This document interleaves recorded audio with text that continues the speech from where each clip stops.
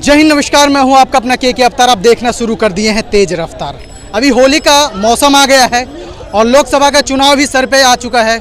हम आ चुके हैं जनता के बीच और इनसे राय लेंगे कि इनके मन में क्या विचार चल रहा है। एक तरफ कह रहा है बीजेपी फरार, कोई कह रहा है 400 पार। इन सारे मुद्दे पे हम चर्चा करने के लिए ग्राउंड लेवल पे आ गए हैं।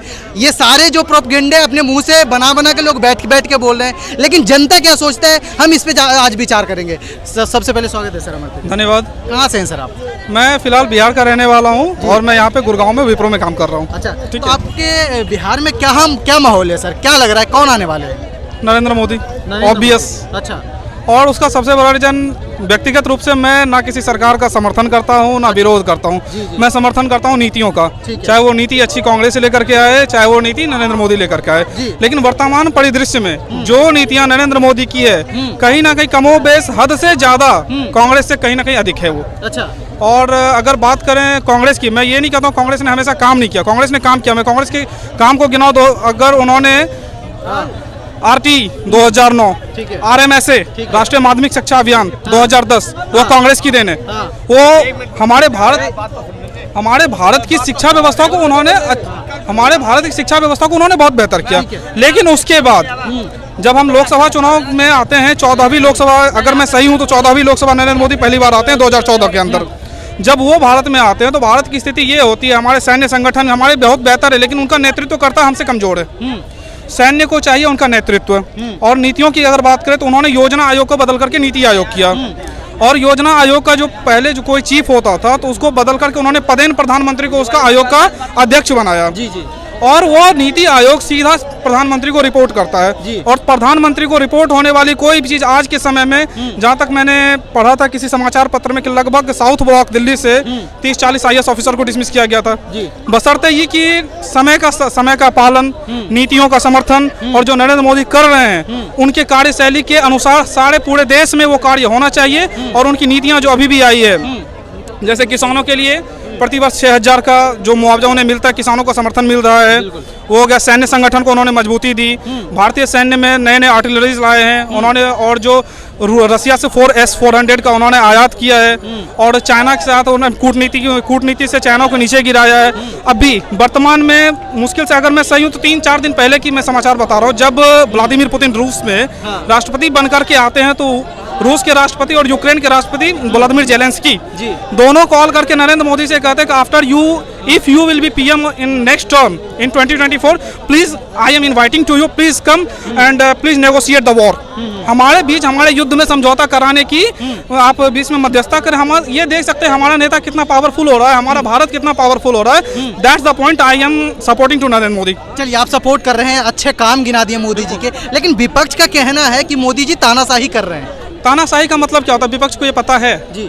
तानाशाही का मतलब होता है आपके साथ आर्टिकल 19 का हनन होना, फ्रीडम टू स्पीच का हनन होना।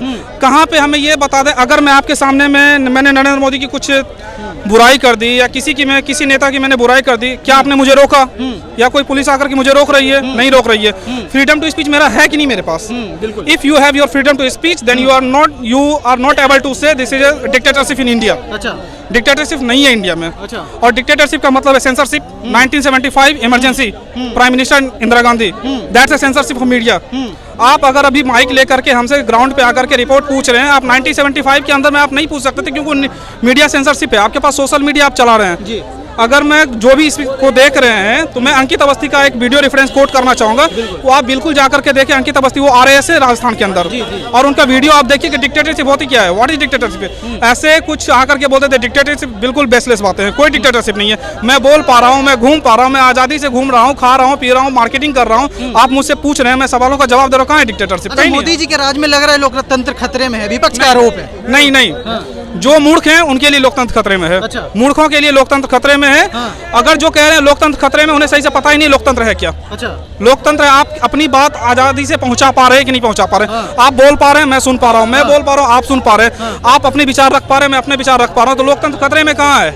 अच्छा, अपनी बात आप जैसे कि बोले कि आप बात को रख पा रहे हैं, केजरीवाल जी भी अपनी बात को रखे, लेकिन वो देखिए ED के हिरासत में। बिल्कुल, केजरीवाल की बात कर रहे। केजरीवाल कहाँ लोकतंत्र है? मैं बता रहा हूँ, केजरीवाल की नीति आज ये गिरफ्तार होने का बैकग्राउंड आज नहीं बना है, इसका बना है 2019 की आबकारी नीति।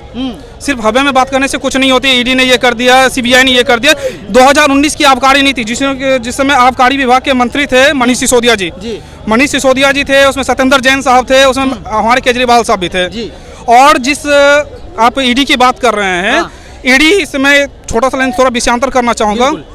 अब भी कांग्रेस का अकाउंट फ्रीज हुआ है कल, जी आपको शायद खबर होगी। बिल्कुल, बिल्कुल, बिल्कुल। जिसमें कि कांग्रेस का ये था 115 करोड़ का उन्होंने टैक्सेशन मनी नहीं दिया था जी। अगर उस टैक्सेशन मनी पर इनकम टैक्स बोल रही है कि आप इस टैक्स को चुका दे, बाकी आपके अकाउंट खुले हुए हैं तो आप पैसा ले सकते हैं, तो दिल्ली सरकार जाती है Delhi high court. Delhi high court में वहाँ के चीफ जस्टिस साहब कहते हैं हाई कोर्ट के कि कांग्रेस पिछले 4 साल से सो रही है क्या? ये तो नरेंद्र मोदी ने तो नहीं बोला, ये तो जस्टिस का कहना है।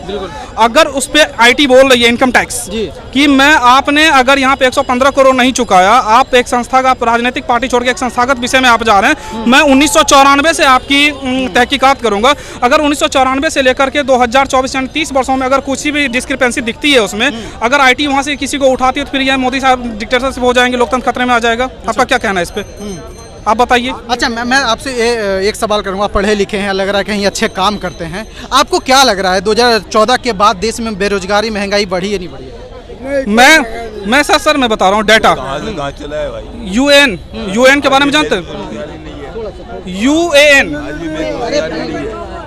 यूएन बोला जाता है यूनिवर्सल अकाउंट नंबर जी। जो व्यक्ति रोजगार का मतलब ना मैं पकौड़े बेचने से कर रहा हूँ, नरेंद्र मोदी का जो एक फेमस वायरल किया जाता है कि पकौड़े बेचो, ये करो वो करो, यूएन नंबर होता है यूनिवर्सल अकाउंट नंबर, जो कि पहली बार कोई व्यक्ति रोजगार में आता है तो उसका खोला जाता है जी।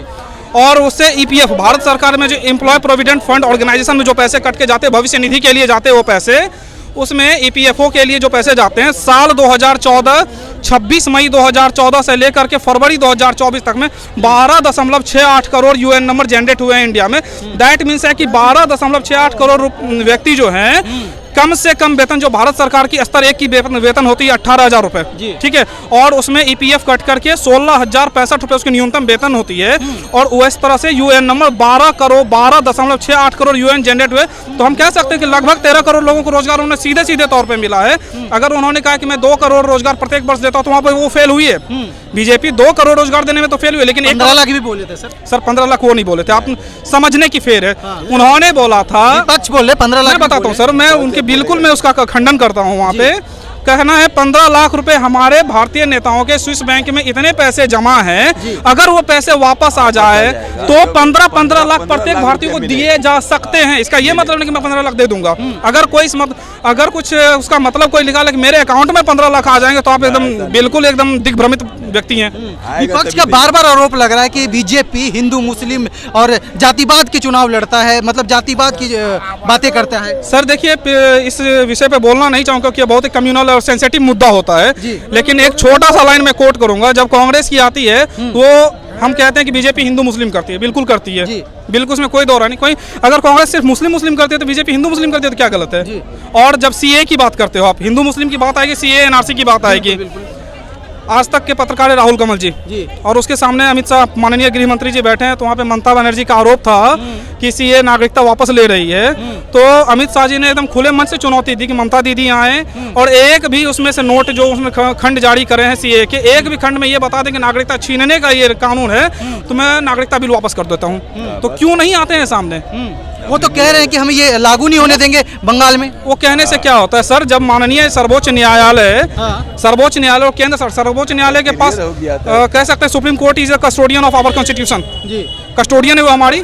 जब उस कस्टोडियन की बात भी बहुत लोग मानने के लिए तैयार नहीं होते हैं, जब सुप्रीम कोर्ट उनके पक्ष में फैसला दे तो सुप्रीम कोर्ट बहुत बढ़िया, अब सुप्रीम कोर्ट अगर न्याय संगत फैसला दे तो सुप्रीम कोर्ट बीजेपी से कंट्रोल्ड है, ये कैसे चलेगा? ये द्विपक्षीय बात नहीं हो सकती है। अगर एक साथ में एक आदमी अगर आगे बढ़ा तो आगे ही बढ़ सकता है, अगर पीछे बढ़ने के लिए या तो रुकना पड़ेगा या तो पलटना पड़ेगा। आगे बढ़ना है तो आगे ही बढ़ना, आप 2 तरह की बातें एक साथ नहीं कर सकते हैं। ये बिल्कुल। बीजेपी कहती है कि 400 पार, अगर ऐसा हो सकता है कि ठोक के मैं 400 पार ला सकता हूँ तो विपक्ष कह रहा है कि इस बार हम बीजेपी को फरार कर देंगे। बिल्कुल कह सकते हैं सर, बिल्कुल ये चुनाव है, यही चीज आपने इससे पहले एक प्रश्न किया था कि यहाँ पे डिक्टेटरशिप की बात आपने करी थी। जब बीजेपी बोली मैं 400 पार कर और ये विपक्ष कह रहे कि मैं 400 लाने नहीं दूंगा, तो कहाँ है तानाशाही? बीजेपी 400 पार कर देगी। अरे भाई साहब रुक जाओ, मैं बात यहाँ पे कुछ नहीं कर रहा हूँ। 303 आ गया मेरा परमानेंट। सर बात यहाँ पे ये है, लोकतंत्र है, लोकतंत्र है, चुनाव है, प्रत्येक राजनीतिक पार्टियां अपने अपने तरफ से अपने अपने मोनोगेमी पब्लिक के सामने रखती है। मैं आपके लिए ये कर रहा हूँ, मैं आपके लिए ये कर रहा हूँ। पब्लिक को इन सब बातों पे ध्यान ना देते हुए प्रत्येक चुनाव पार्टी की राजनीतिक पार्टियों के मैनिफेस्टो को देखना चाहिए, मैनिफेस्टो देखना चाहिए, मैनिफेस्टो के अनुसार कौन किसने काम किया है, मैनिफेस्टो का राजनीतिक इतिहास देखिए, किसने अपना काम किया है, किसने अपना काम नहीं किया है, उस आधार पर वोट करें। मैं लोगों से यही अपील करूंगा कि मैनिफेस्टो देखिए, अपनी सुरक्षा देखिए, अपनी तरक्की देखिए, राष्ट्र की तरक्की देखिए, राष्ट्र सर्वोपरि। अच्छा, क्योंकि हमारे उपनिषदों में, ग्रंथों में भी लिखा गया, जननी जन्मभूमि स्वर्गादपि गरीयसे। हमारी जननी जन्मभूमि हमेशा उन्नति के राह पे रहे, तत्परता के राह पर रहे। हमारा यही लोगों से अपील है। इसके लिए सही पार्टी चुने, सही मैनिफेस्टो चुने, बस मैं यही कहना बार बार चाहूँगा। कह रहे हैं कि मेरा 400 पार है, तो चुनाव कराने की जरूरत क्या है? 400 पार ही है तो। सर बिल्कुल है। जब मैं आपसे बात करूंगा, आप शायद माननीय सांसद, अगर मैं साल याद करूं 1999-2003 की सरकार की, माननीय सुखदेव पासवान जी एक सांसद थे, माननीय सांसद, उनके एक वोट ना देने से अटल जी की सरकार गिरी थी। तो फरोख्त तो वहाँ भी हुई थी। अगर उस फरोख्ती की बात अगर करें तो क्यों नहीं कोई राजनीतिक पार्टियां कहे कि हम इतना वोट लाएंगे, हम इतना वोट लाएंगे। वो तो अपने तरफ से अपनी दावेदारी मजबूत कर रही है, हमारी दावेदारी इतनी है, हमारी दावेदारी इतनी है। तो बिल्कुल यहाँ पे चुनाव पार्टियां जिसको जो कहना कहे, जनता यहाँ की समझदार है, जनता अपने मत से वोट करेगी। कोई भी चुनाव पार्टियां, कोई भी राजनीतिक पार्टियां किसी के सर पे किसी से जबरदस्ती वोट नहीं डलवा सकती है, ये मेरा मानना है। 400 पार बीजेपी कहना हो सकता है, वो हो सकता है 100 भी ना ला पाए, हो सकता है 400 भी ले आए। इसे किसी ने कल को नहीं देखा। केजरीवाल हिरासत में है, आपको क्या लग रहा है, गलत हुआ है, सही हुआ है? एक मुख्यमंत्री को हिरासत में लेना ये सही है?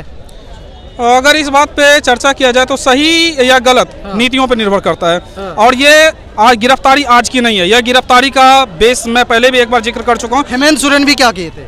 हेमंत सोरेन और झारखंड में सबसे बड़ी उनकी परिवार, शिबू सोरेन साहब, हेमंत सोरेन साहब, उन सब की बात ना ही की जाए तो बहुत ज़्यादा बेहतर है, क्योंकि लोकतंत्र पे एक धब्बा ही है वो लोग। अच्छा, बिल्कुल। और हमारे लालू जी के साथ उनकी भी पहले गठबंधन रहती थी। अच्छा, ईडी सीबीआई विपक्ष के पीछे ही क्यों लगे हुए हैं? नहीं सर, विपक्ष के पीछे या पक्ष के पीछे ना कोई संस्था है, ईडी वाले खुद घुस खाते हैं, और ना कोई संस्था ना रहती है। और मैं यह भी कहना चाहूंगा कि प्रत्येक सरकार है, चाहे वो नरेंद्र मोदी की सरकार हो, चाहे राहुल गांधी की, ये कांग्रेस की सरकार हो, चाहे जिसकी भी सरकार हो, प्रत्येक सरकार ने अपने कार्यकाल में अपने समय के हिसाब से प्रत्येक सरकारी एजेंसियों का उपयोग और दुरुपयोग किया है।